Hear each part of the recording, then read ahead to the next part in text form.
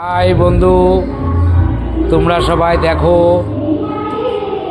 আগামীকাল একটা মেয়ের বিয়ের কাজে এসেছি আমরা। নয়াটা রামকৃষ্ণ লজ, লোকের পরিমাণ 400। মালিকের নাম প্রদীপ সরকার। প্রদীপ সরকারের ছেলে এই যে বসে আছেন। কালকের মেনু হচ্ছে স্টলে চিকেন পকোড়া, স্টার্টারে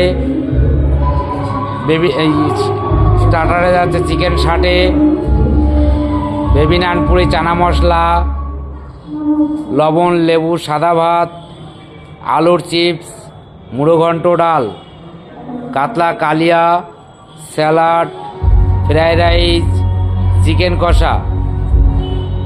এই যে মেনুগুলো বললাম, সব মেনুগুলোই আপনাদেরকে, এই রেসিপিগুলো সব দেখাবো আপনাদেরকে আগামীকাল। এখন আমরা নয়াটা রামকৃষ্ণ লজে আছি। আমাদের প্রদীপবাবুর বাড়ি মামদপুর। প্রদীপবাবুর ছেলে তিনি এখানে বসে আছেন।